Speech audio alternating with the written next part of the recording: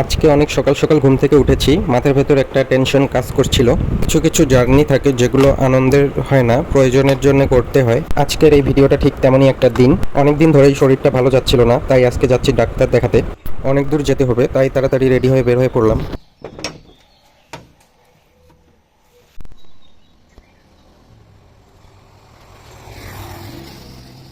আজকে সকালে আবহাওয়াটা অনেক সুন্দর, আকাশটা একটু মেঘলা মেঘলা আছে। তো এখন ঘড়িতে সময় প্রায় 6টা 30 বাজে। তো আমরা আর দেরি না করে রওনা দিয়ে দিলাম, যেহেতু অনেক দূর যেতে হবে। রাস্তা এখনো পুরোপুরি ব্যস্ত হয়ে ওঠে নাই, যেহেতু রাস্তা ফাঁকা, তাই আমরা একটু তাড়াতাড়ি যাওয়ার চেষ্টা করছি। যদিও উদ্দেশ্যটা ঘোরার জন্য ছিল না, তবুও নতুন জায়গায় গেলে অন্যরকম একটা অনুভূতি কাজ করে। ঘুমটাও ঠিকমতো হয় নাই, কারণ মাথার ভেতর একটা টেনশন কাজ করছিল, কি হবে এসব নিয়ে ভাবছিলাম একটু। স্বাস্থ্যটাই আসল সম্পদ, তাই যতই ব্যস্ত থাকুন শরীরের যত্ন নেওয়াটা খুব জরুরি। একবার অসুস্থ হলেই বোঝা যায় যে সুস্থতা কত বড় একটা নিয়ামত। আমরা যে আসলে সুস্থভাবে বেঁচে আছি, এটার জন্য হলেও আল্লাহর কাছে আমাদের হাজারবার দিনে শুকরিয়া আদায় করা উচিত। মাশাআল্লাহ, সকালের আবহাওয়াটা অনেক সুন্দর, একটু ঠান্ডা ঠান্ডা ভাব আছে, আর আকাশটাও একটু মেঘলা মেঘলা দেখাচ্ছে। তো এখনও সূর্য ঠিকঠাক মতো উঠতে শুরু করে নাই। আর কদিন থেকেই মোটামুটি ভালোই বৃষ্টি হচ্ছে, তো না জানি আজকে বৃষ্টি পাবো কিনা। রাস্তার মধ্যে যদি আরও বৃষ্টি পেয়ে যাই তাহলে আরও আমাদের যেতে দেরি হয়ে যাবে। এই মুহূর্তে বৃষ্টিটা না হলেই ভালো হয়, তো দেখা যাক কি হয়। আবহাওয়া আপাতত ঠিকঠাকই আছে। রাস্তার দুধারে বিশাল বড় লাইন দেখা যাচ্ছে গাড়ির। তো অনেক বড় লাইন, এখান থেকে পাম্প থেকে শুরু করে এই যে এখনও দেখা যাচ্ছে বিশাল বড় লাইন। এই সম্ভবত ফুয়েলের জন্য সবগুলো লাইন ধরে আছে, তারপরও ঠিকঠাক মতো পাচ্ছে কিনা কে জানে। তো আমরা গতকালকেই নিয়ে রেখেছিলাম তেল, যাতে ঝামেলা না হয়, কারণ সকাল সকাল যেহেতু আমরা বের হব, তো এত সকালে আবার তেল নিয়ে যাওয়াটা আবার দেরি হয়ে যাবে, সেই কারণেই আর কি নেওয়া। কথা বলতে বলতে আমরা প্রায় অনেকটা পথ চলে এসেছি। তো এখন প্রায় ঠাকুরগার কাছাকাছি, ঠাকুরগা ঢুকে গিয়েছি আর কি। তো এখানে একটু ব্রেক নেওয়া দরকার, কারণ সকাল সকাল আমরা বের হয়েছি, নাস্তাও তেমনভাবে ঠিকঠাক মতো করাই হয়নি বলা চলে। কিছু খাইনি, শুধু এক গ্লাস পানি খেয়েই রওনা দিয়েছি। এত সকালে নাস্তা করারও অভ্যেস নেই, তো সে কারণে তো এখানে আমরা একটু ব্রেক নেব, কিছু খেয়ে দিয়ে আবার রওনা দিব আর কি ইনশাল্লাহ। খাওয়া শেষ করে আমরা রওনা দিলাম দিনাজপুরের উদ্দেশ্যে। আলহামদুলিল্লাহ এখনও ঠিকঠাক মতো যাচ্ছি আর কি, কোনো সমস্যা হয়নি রাস্তাঘাটে। তো আবহাওয়া এখনও ঠিকঠাক রয়েছে, তেমন রকম প্রচণ্ড রোদও নাই, আবার আকাশ তেমন মেঘলাও নেই, স্বাভাবিকই আছে বলা চলে। জার্নি করার জন্য বেস্ট একটি ওয়েদার। আর বিশেষ করে আমাদের এই উত্তরবঙ্গের রাস্তাগুলো মোটামুটি ভালোই আছে আর কি। যেটা মূলত বিষয় হলো সেটা হলো যে আশেপাশে পরিবেশটা ন্যাচারাল একটা ভাইব পাবেন। রাস্তার দুধারে বড় বড় অসংখ্য গাছপালা। আর যেটা জিনিস সব থেকে বেশি ভোগান্তি হবে, বিরক্ত করবে, সেটা হলো এই যে বড় বড় বালু পাথরের ট্রাক। তো এটি বাদে মোটামুটি জার্নিটাকে আপনারা উপভোগ করবেন। আর এই গাড়ি এত পরিমাণ ট্রাকের সংখ্যা বেড়ে গেছে যে রাস্তাঘাটে চলার পথে এই সন্ধ্যা বা সময়টা বা সকালের সময়টা, এই সময়টা একটু জ্যাম বেশি থাকে, বিশেষ করে ট্রাকের ক্ষেত্রে। গাড়ি ওরা ওভারটেক করতে গিয়ে গাড়ি চাপায় দেয়, অনেক সময় দেখা যায় যে গাড়ি খাদে পড়ে গেছে। তো এটা ভুলের কারণে হয়তো বা এনারা দীর্ঘ সারা রাত জার্নি করে ভাড়া মারে, এরকম আর কি। ঘুম ঠিকঠাক মতো হয় না, এই গাড়ি চালাতে চালাতে আসলে ঘুমিয়ে পড়ে, গাড়ি এক সাইড থেকে আরেক সাইডে চাপিয়ে দেয়। তো আসার পথেও আমরা বেশ কয়েকটি এইভাবে অ্যাক্সিডেন্ট খেয়াল করেছি। তো এটা থেকে একটু সাবধান থাকবেন, নিজেই তো সতর্ক থাকবেনই, প্লাস বাকিটা তো আল্লাহর ইচ্ছা। যা হবার সেটা তো হবেই, সেটা থেকে তারপরও নিজেই সতর্ক থাকা ভালো। আর যেটা জিনিস বলছিলাম, তো সেটা হলো আমরা অনেকেই ট্রাফিক আইনটা মানি না আর কি। তো এর আগের ভিডিওতেও আমি বেশ কয়েকবার বলেছিলাম যে আমাদের ন্যূনতম একটু ধারণাটুকু রাখা দরকার, বিশেষ করে গাড়ি চালানোর ক্ষেত্রে। মোটর বাইক তো আছে, প্লাস বড় বড় গাড়ির ক্ষেত্রেও, বিশেষ করে যারা বড় বড় গাড়ি চালান তাদের ক্ষেত্রেও এইসব নীতিমালাগুলো জেনে নেওয়া ভালো, যে কোথায় স্পিড স্লো করবেন, স্পিড বাড়াবেন, কোথায় ওভারটেক করবেন, কোথায় ওভারটেক করবেন না। তো এসব জ্ঞানটুকু থাকলেই কিন্তু রাস্তার দুর্ঘটনা অনেকটা কমে আসে। তো এটা আমি বরাবরই বলে থাকি যে সকলের এটা মানা উচিত। বিশেষ করে অ্যাক্সিডেন্ট হলে আমরা অনেকেরই দোষ দিই, হয়তো বা যাত্রী বা মোটরসাইকেল, দুপক্ষেরই কারো না কারো অবহেলার ফলেই এই দুর্ঘটনাগুলো ঘটে থাকে।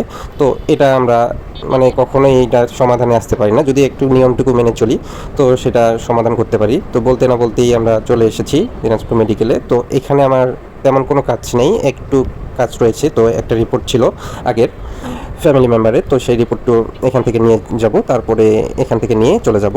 তারপরে আমার ডাক্তার যাকে দেখাবো সেটা হলো পপুলারে সেখানে ডাক্তার বসবে আপনার বিকেলের দিকে, বিকেল 5টা কি।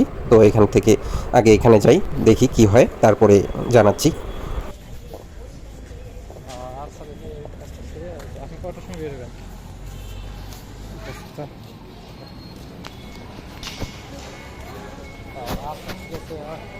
ওই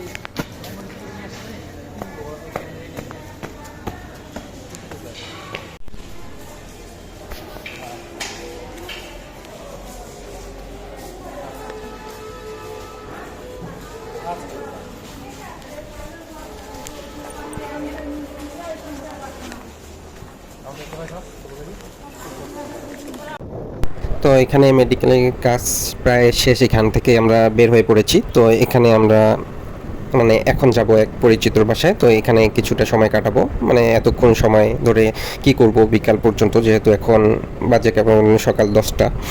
তো বাকি সময়টুকু এখন কোথাও না কোথাও কাটাতে হবে। তো এখানে যাই একটু ফ্রেশ ট্রেশ হয়ে কিছুক্ষণ সময় কাটাবো, কাটানোর পরে বিকাল দুপুরের দিকে তারপরে রওনা দিয়ে দিব।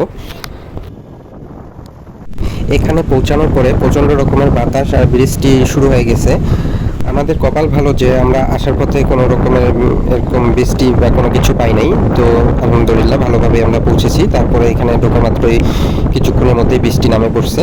তো এখান থেকে যখন বৃষ্টি কমবে তারপরে আমরা বের হব। এখন এখানে একটু ফ্রেশ হব, ফ্রেশ হওয়ার পরে একটু বিশ্রাম নেব। বিশ্রাম নেওয়ার পরে যদি বৃষ্টি কমে তারপরে এখান থেকে বের হয়ে যাব।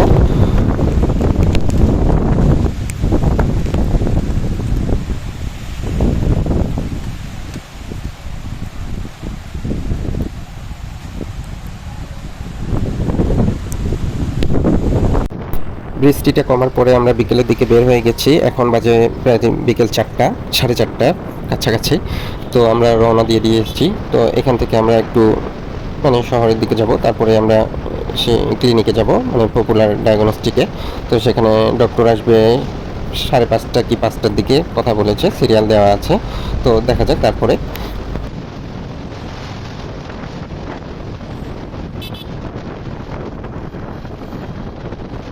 তো আমরা এখানে ক্লিনিকে চলে এসেছি। তো এখন উপরে যাব। তো ডক্টর বসে 5তলায়। তো এই যে লিফটে উঠছি। তো এখন প্রায় 5টার দিকে আমরা এখানে ঠিকঠাক মতো চলে এসেছি। দীর্ঘক্ষণ অপেক্ষা করার পর এখন বাজে 8:55, মানে প্রায় 9টার কাছাকাছি, 5 মিনিট কম। তো এইমাত্র আমাদের সিরিয়াল এসেছে। তো আমরা এখন দেখাবো, তারপর ডাক্তার কী বলে তো সেটা দেখব। দেখার পরে উনি কী বলে না বলে বিস্তারিত জানা যাবে। একবারে জুম আউট করা যায়, এটা হলো একবারে জুম আউট। ডক্টর দেখালাম, তো বেশ কয়েকটা টেস্ট দিয়েছে। তো এখন বাজে প্রায় 9:30। তো এখানে টেস্টগুলো করতে কতক্ষণ সময় লাগবে না লাগবে জানি না। তো অনেক রাত হয়ে গিয়েছে। তো আর যে কতক্ষণ লাগে ঠিকঠাক মতো ফিরতে পারবো কি না সেটা নিয়েও একটু টেনশন হচ্ছে। আবার তার উপরে আবার টেস্টের রিপোর্ট দিয়েছে। তো সেগুলো করার জন্য আর কি এখন যেতে হবে। তো টেস্টের জন্য আমরা অপেক্ষা করছি। তো এখানে অপেক্ষা করতে করতে প্রায় 10টা 5 বেজে গেছে। টেস্ট মোটামুটি 2-1টা হয়েছে, আর 1-2টা বাকি আছে। তো সেগুলো করব, এই জন্য অপেক্ষা করছি। রিপোর্টও মানে দেরি হবে। আর যে ডক্টর করবে উনিও মানে ওখানে পেশেন্ট উপরে দেখবে, দেখার পরে তারপরে নিচে আসে উনি নিজে করবে, যেটা ইকো সেটা উনি নিজেই করে। তো সেজন্য অপেক্ষা করছি, মূলত এই জন্যই দেখা। আর টেস্টগুলো রিপোর্ট বাকি যেগুলো করেছি সেগুলো তো হয়ে গিয়েছে। তো এগুলো হয়ে গেলে তো আর কোনো কথাই নেই, সাথে সাথে আমরা দেখাই দিতে পারতাম। তো যেহেতু ডাক্তার নিজে করবে সেই জন্য এখন অপেক্ষা করছি। কাউন্টারের সামনে বসে আছি, বাকি সব মোটামুটি করা শেষ। এখানে কয়েকটা ফাইল নিয়ে হাতে নিয়ে বসে আছি। এখানে যারা রয়েছে দাঁড়িয়ে তারাও রিপোর্টের জন্য অপেক্ষা করছে। তো তো আমি বারবার ঘড়ির দিকে তাকাচ্ছি। দেখতে দেখতে প্রায় 11টা 15 বাজে গেছে। তো আরও কতক্ষণ লাগবে আল্লাহ জানে। যে আশা করি আল্লাহ করে যেন সব কিছু ঠিকঠাক হয়। তো সেই ট্রাই করছি, মনে মনে একটু ভয় লাগছে। তো আবার ঘড়ির দিকে তাকাচ্ছি, 11টা 35 বাজে গেলো। প্রায় অনেক রাত বলা চলে। আবার এতটা পথ যেতে হবে, প্রায় 3-3.5 ঘন্টা জার্নি। তো কী করবো বুঝতেছি না। তো দেখি।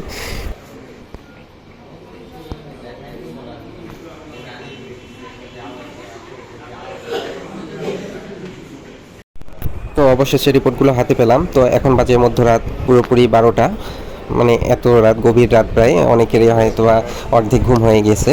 তো এখন পর্যন্ত এখানে বসে তো রিপোর্টগুলো নিয়ে এখানে জমা দিয়েছি। তো ডক্টর যখন ডাকবে তখন আর কি যাবো ভেতরে, তারপরে কি বলে দেখি। অনেক প্রতীক্ষার পর আমাদের ডক্টর দেখা শেষ।